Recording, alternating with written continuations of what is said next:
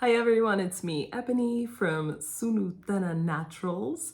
I am a certified organic hair care formulator, and I wanted to talk to folks that are a little younger, to Black women that are a little younger, and you want to know how to not be bald-headed when menopause comes. I'm very close to menopause. I'm this close to menopause.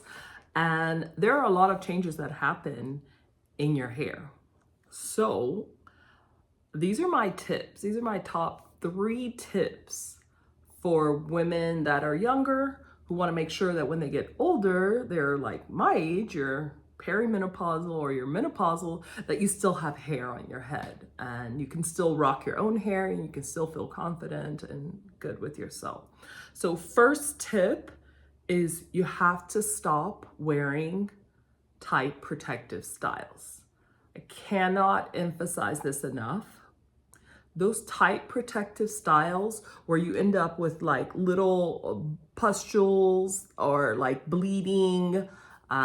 Like anytime I get my hair braided, I already know like this area in the back, if it's braided, it's gonna damage my hair follicles.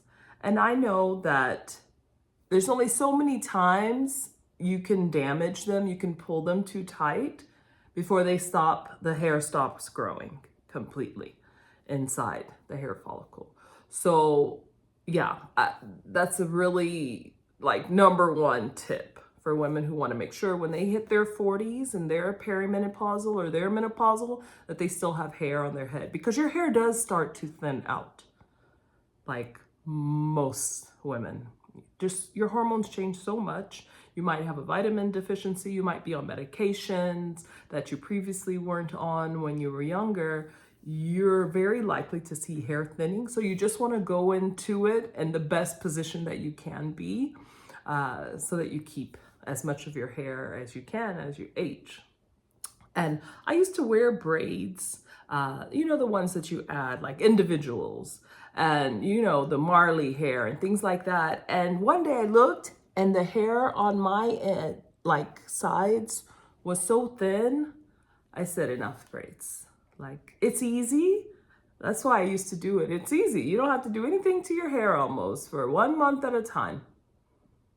But when you start losing your hair, you have to think, well, what's more important to me?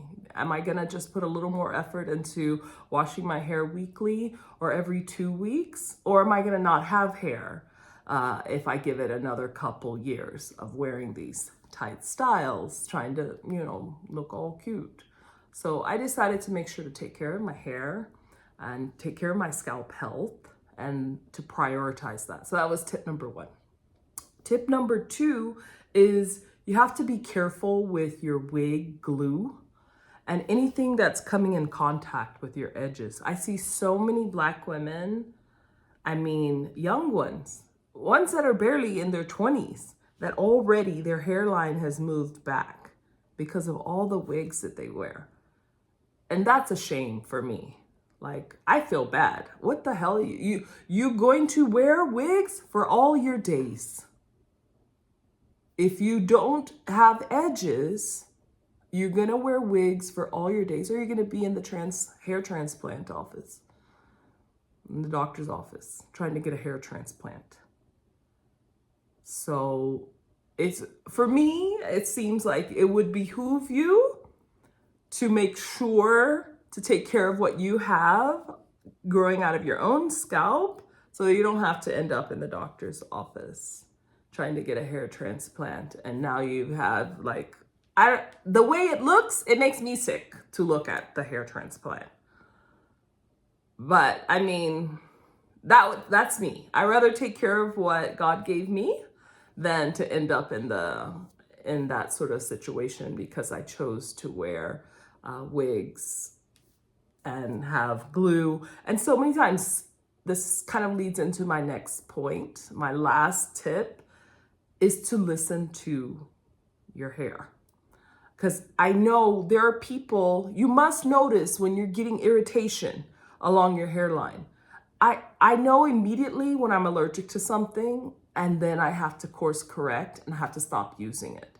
So if you know that your hair is telling you it doesn't like a product, stop using the product.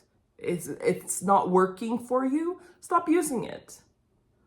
Also, if your hair is brittle, if your hair is dry, go ahead and moisturize it.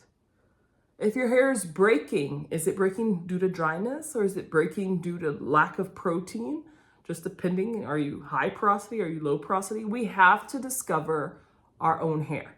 I see people putting like all kinds of expensive products and wigs, and it just blows my mind. Literally blows my mind. It's like, what does the wig need that really pricey leave-in conditioner for? Like, or people like putting, I don't know if you have to do that because I've never been someone who wore wigs. But if you're taking care of the wig, but you're not taking care of your own hair, that's gonna be a problem when you get older. I mean, it's always possible, like if, let's say you neglect your hair for 20 years and then finally you get in your 40s, you had your kids, you have a husband already, you're tired of like these hot ass wigs in summer and you decide to take the wig off. And if you haven't damaged anything, maybe you can just shave your head. But as long as you haven't damaged your hair follicles. But once you damage the hair follicles, it's too late. So just make sure whatever you're doing in your daily practices is not damaging your hair follicles. That's key. I don't care, like wear whatever you want to wear on top of your head. Just make sure it doesn't damage your hair follicles. I think that's like the easiest, most simple thing to do. But I do love like natural hair. As you can tell, I don't do anything. I don't try and lay and slay. And yeah, anyway. So yeah, those are my 3 tips to younger Black women who want to make sure they have hair still on their head that belongs to them in perimenopause as well as menopause. Make sure you take care of your own hair as much as you take care of the, accessory pieces and wig pieces that you use daily. Okay, thank you.